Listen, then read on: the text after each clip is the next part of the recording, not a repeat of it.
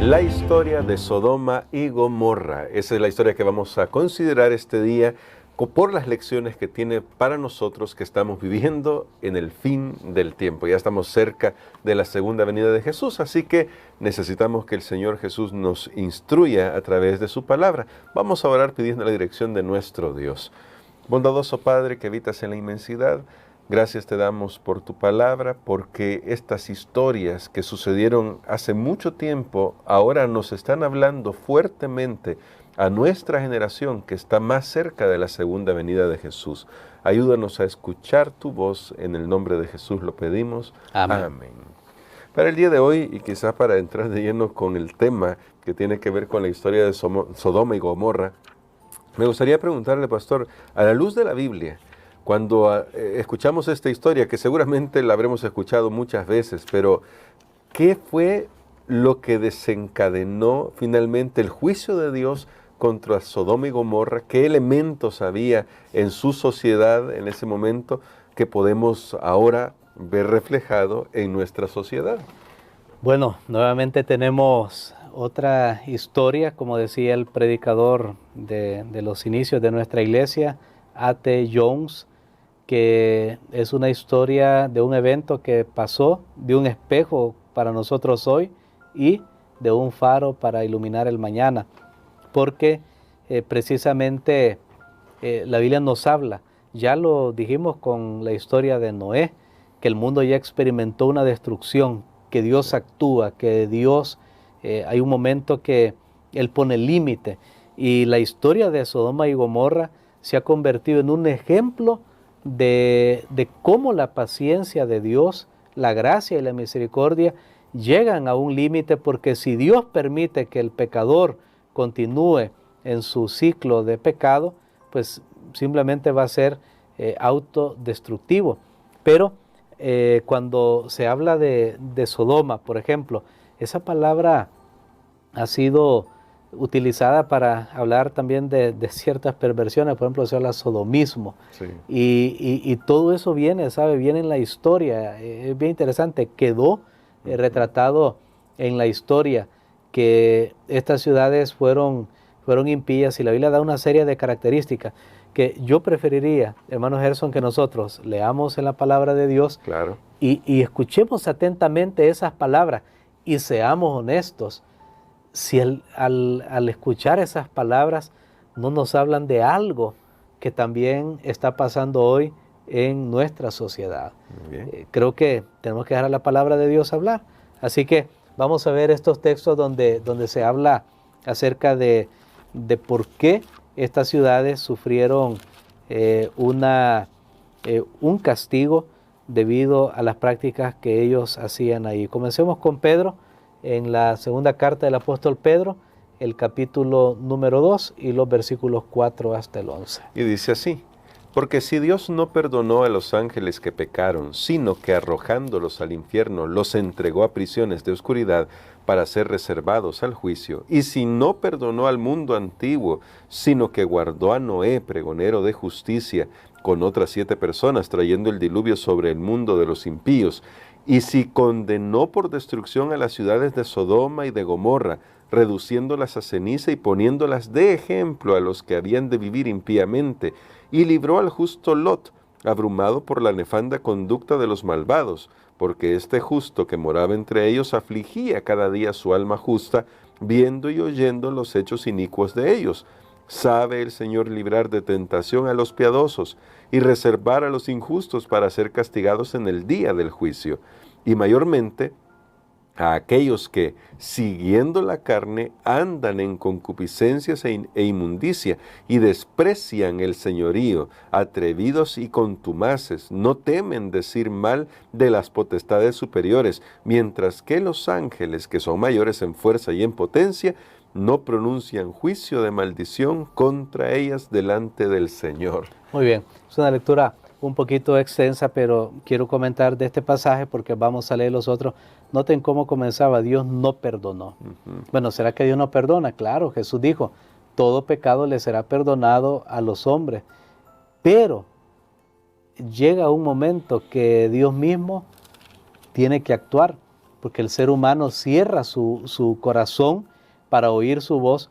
Entonces, notemos esa frase, Dios no perdonó. O sea, hay un momento que Dios actúa, que Dios actúa. No pensemos, no, Dios no hace nada, ¿cómo puede ser posible? Y todo lo que... No, Dios va a actuar, hermanos. Dios va a actuar, amigos. No tengan ninguna duda. Y Pedro saca las 3 historias de una sola vez. Lo que pasó con los ángeles en el cielo, lo que pasó en el mundo antediluviano y lo que pasó con Sodoma y Gomorra. 3 historias, a falta de una historia, por decirlo de esa manera. No, Pedro dice 3 historias que tú puedes ver cómo Dios actuó, pero ahora nos concentramos en la de Sodoma y Gomorra. Noten, dice, Dios las puso como ejemplo a los que habían de vivir impíamente. ¿Qué significa ejemplo? Quiere decir, tú haces lo mismo, ¿verdad? Que en la sociedad pasan cosas, que esto es de ejemplo, ¿verdad? Que si alguien hace algo, que se hace igual, pues ya sabemos lo que le va a pasar. Pues Dios puso como ejemplo a Sodoma y Gomorra, las destruyó, noten, las destruyó, condenó por destrucción a las ciudades de Sodoma y Gomorra, reduciéndolas a ceniza. Yo estaba hace poco viendo algunas cosas bien curiosas de arqueología y algunos creen, bueno, que esa destrucción que fue causada en Sodoma y Gomorra fue como que un meteorito hubiera caído. O sea, ¿qué tecnología usó Dios? Yo no lo sé. Si ahora los seres humanos tienen, bueno, se ha descubierto tanta tecnología, ¿qué no tiene Dios en el universo? Claro. Pero el punto es que hay ciertos lugares ahí donde se cree que quedaba esa ciudad, que prácticamente esa ciudad fue fulminada, fue cristalizada y se han encontrado como elementos, escombros o digo, restos de cosas cristalizadas, ¿sí? Como que un meteorito cayó en ese lugar. Por eso la luna dice, o sea, Dios puede haber usado, por ejemplo, hoy la humanidad tiene la bomba atómica, tristemente, y sabemos lo que, al menos hay un ejemplo así de lo que sucedió ante la detonación. Bueno, el punto es, hermano Gerson, queda como un ejemplo, queda como un ejemplo. Dice, Dios las redujo a los que habían de vivir impíamente. Sé que cuando la gente dice, no, nadie se mete conmigo, nadie me dice qué hago, yo, está bien, hagan lo que usted quiere, pero tiene que saber que se va a confrontar un día con el juicio de Dios. Pero luego dice, libró al justo Lot. Miren cómo llama a Lot. Y sin embargo, cuando vamos al Génesis y vemos la historia de Lot, nos damos cuenta que era un poco débil, su carácter no era el mejor, pero que de alguna manera en su interior, él, aunque lastimosamente se acomodó a lo que sucedía en Sodoma y Gomorra, porque él sacaba su silla para ver ahí la televisión de Sodoma y Gomorra, pero porque por eso fue que se dio cuenta que venían unos visitantes, pero aún así Pedro rescata y dice, le llama justo. Para mí este es un buen ejemplo de lo que es la salvación. Amén. De lo que es la salvación, porque realmente si Dios dice, no voy a salvar personas que de verdad nunca tienen una inclinación hacia el mal, pues nadie sería salvo. Pero Lot, de alguna forma, él no quería, él sabía, le repugnaba lo que estaba pasando, había todavía algo en él, y por eso la Biblia llama el justo Lot. Así que usted un día dice, yo seré justo. No, bueno, hay oportunidad para todos para que podamos ser justos en este sentido. Pero dice, la conducta pervertida, abrumado por la conducta pervertida de los malvados. Mire, ya vimos, vivían impíamente, conducta pervertida. ¿Qué podría ser conducta pervertida? Y oyendo los hechos inicuos de ellos. Miren que Lot sí era aquel que sufría, pero estaba ahí, por lo menos dándose cuenta, y oía, se asombraba. Hechos inicuos, noten, impiedad, perversión, iniquidad. Eso era una descripción de lo que pasaba en Sodoma y Gomorra. Dígame usted, si estas palabras no hacen eco en nuestra sociedad de hoy. Vamos al otro texto. Judas es básicamente de un solo capítulo, así que cuando decimos los números, estamos yendo directamente a los versículos. Los versículos 5 al 8. Dice, mas quiero recordaros, ya que una vez lo habéis sabido, que el Señor, habiendo salvado al pueblo sacándolo de Egipto, después destruyó a los que no creyeron, y a los ángeles que no guardaron su dignidad, sino que abandonaron su propia morada, los ha guardado bajo oscuridad en prisiones eternas para el juicio del gran día, como Sodoma y Gomorra, y las ciudades vecinas, las cuales de la misma manera que aquellos, habiendo fornicado e ido en pos de vicios contra naturaleza, fueron puestas por ejemplo, sufriendo el castigo del fuego eterno. No obstante, de la misma manera también estos soñadores mancillan la carne, rechazan la autoridad y blasfeman de las potestades superiores. Muy bien, nuevamente noten que Judas, fue uno de los hijos de José, hermano de Jesús, por esa relación que hubo ahí, un hermanastro, como se le llamaría hoy. Judas escribe un relato breve, pero bien directo, y Judas dice Judas, que también tiene varios ejemplos, no solo el de Sodoma y Gomorra, también tiene varios ejemplos, pero concentrémonos en Sodoma y Gomorra. Dice, habían fornicado, noten, fornicación era la palabra griega porneia, que implica varias desviaciones del plan original de Dios, e ido en pos de vicios contra la naturaleza. ¿Qué pueden ser vicios contra la naturaleza? Bueno. Sé que yo estaba viendo el texto griego, y ahí también nosotros podemos encontrar que dice carne extraña o carne contraria. Usa la palabra sarcos, carne, cuando, por ejemplo, Pablo habla de andar en la carne, y se habla de ese cristiano sarquicoi, que es carnal. No se está refiriendo a carne de comer, ¿verdad? Que no pensó que comí carne de res, no. Se está refiriendo a inclinaciones humanas naturales, pero noten que aquí Judas dice carne extraña, o sea, la carne contraria. Es una clara referencia, a un tipo de relación, de relaciones interpersonales, que aquí la Biblia lo traduce contra la naturaleza. ¿Qué puede ser hoy en nuestra sociedad que también está, que estas palabras hacen un eco? Bueno, fueron puestas, por ejemplo, nuevamente, Judas, al igual que Pedro, dice, mira, esto es un ejemplo. Las personas hoy sienten orgullo y se gozan en la impiedad, pero tienen que ver un ejemplo, un espejo, lo que decía nuevamente A.T. Jones. Estas historias del pasado son no solo eventos del pasado, son espejos en los que nos podemos ver ahora, y son faros que iluminan el futuro. Tristemente, fueron puestas, por ejemplo, sufriendo el castigo del fuego eterno. El fuego eterno es una frase para decirnos que no hubo marcha atrás, que no hubo reversión, no hubo otra salida que simplemente la destrucción. Y finalmente, me llama la atención los que aparecen en Ezequiel, otra característica. Recuerden, estamos estudiando en este momento características de Sodoma y Gomorra, que fueron destruidas por todo lo que sucedía allí, y que dice la Biblia que son ejemplo para nosotros en este último tiempo. O sea que si se siguen practicando estas mismas cosas, el resultado seguro que podemos esperar es la destrucción.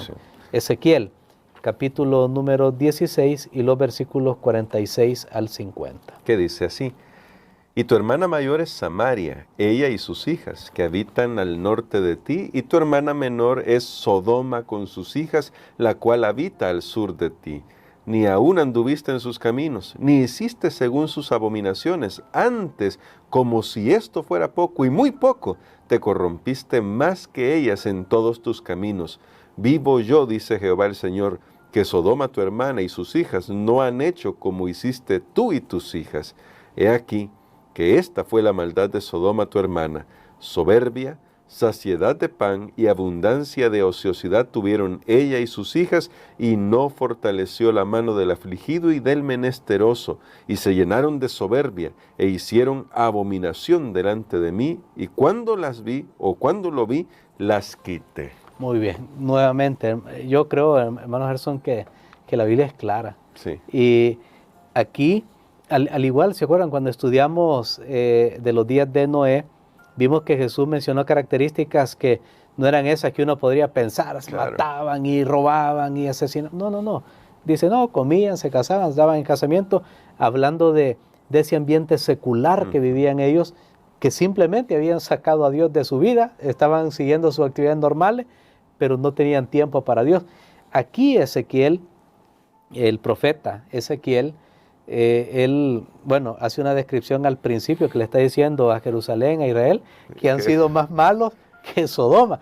Y decirle a alguien que era más malo que Sodoma era pues decirle que era lo peor. Sí. Y es lo que yo mencionaba, y tal vez creo que hoy vamos a hacer una reflexión al final, del peligro para nosotros los cristianos, porque podemos estar pensando en otras personas, ojo, pero ¿qué pasó? Según el profeta Ezequiel que hizo Sodoma, dice, ellos tuvieron soberbia, pan de sobra, abundancia de ocio, y no ayudaron al afligido, al necesitado, se llenaron de soberbia, hicieron abominación delante de mí.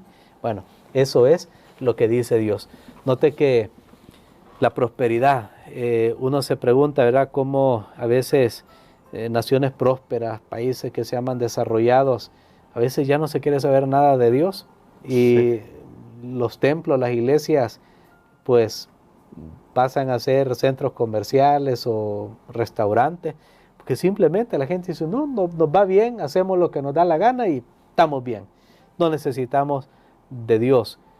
Sacan a Dios de la ecuación, pero eso lleva a las otras perversiones que hemos leído en Pedro y en Judas, y eso llena a la gente, noten, dice, de orgullo, soberbia.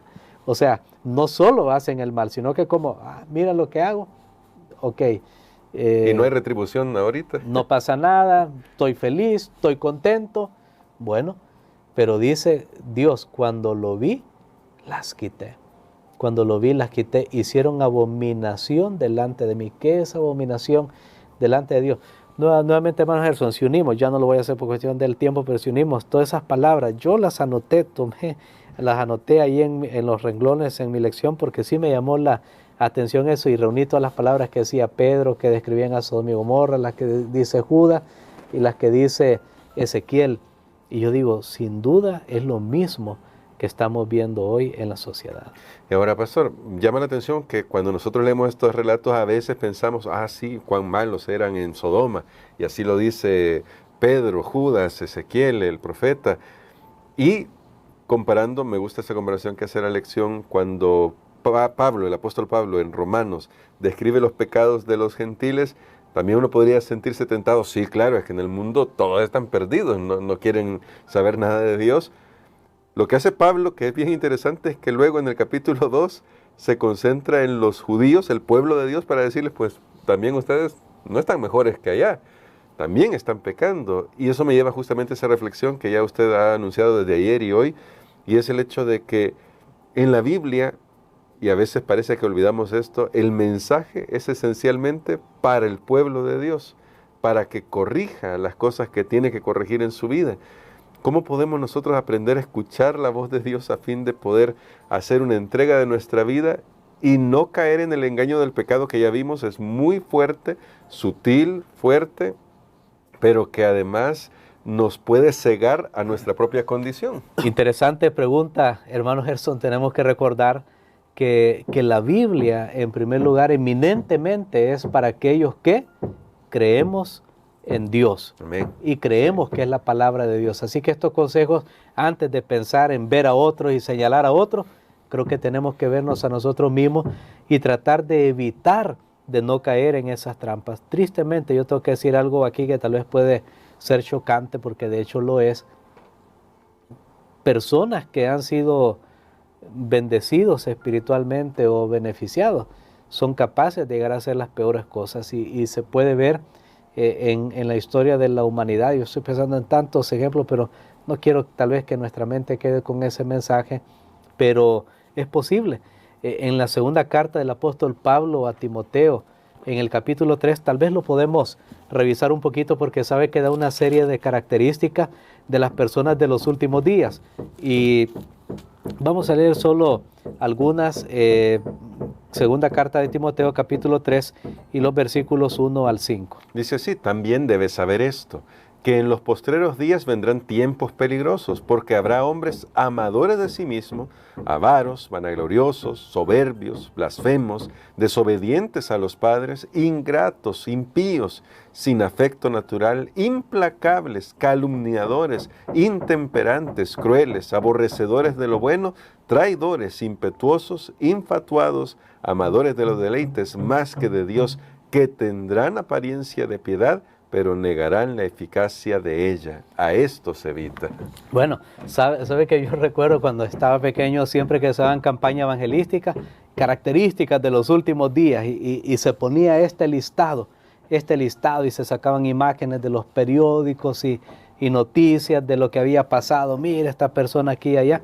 Pero crecí y me di cuenta de algo, hermano Gerson, y para mí esto fue tremendo, saber que aquí Pablo no estaba hablando de los que no conocen el Evangelio. Claro. Estas características Pablo las está aplicando a personas dentro de la iglesia. Sí. Tremendo. Dentro de la iglesia. Todo esto, hombre, amadores de sí mismos, blasfemos, soberbios, sin afecto natural, etc. Todo esto dentro de la iglesia. Porque cuando uno ve todo el contexto, está hablando de personas que sí, están por un lado aparentemente en la fe, pero sus obras demuestran que no están en la fe. Entonces yo creo que antes de señalar a otros y pensar que otros están perdidos y condenados, tenemos que vernos, y por eso dije, es un espejo para nosotros. Tal vez alguien podría sorprenderse debido a la naturaleza del tema que hablamos hoy, pero recuerden, nadie está exento, y todos nosotros hemos pecado, dice Pablo en Romanos, hemos caído de la gloria de Dios.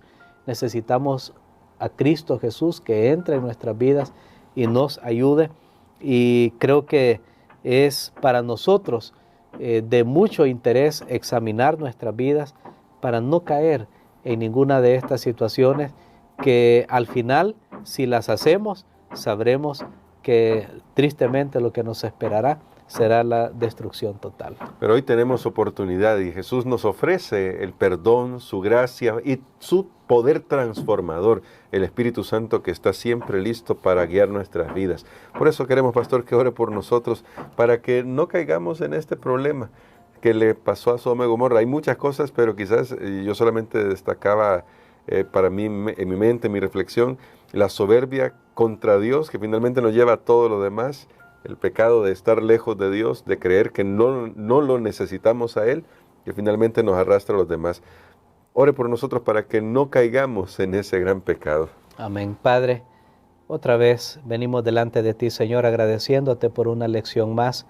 Cuán importantes son estas lecciones para nosotros que estamos en el fin del tiempo. Gracias, Señor, porque tú nos adviertes para que el pecado no nos engañe y para que nosotros no podamos correr tras los deseos pecaminosos. Tú nos conoces muy bien, conoce a cada persona que está escuchando este mensaje.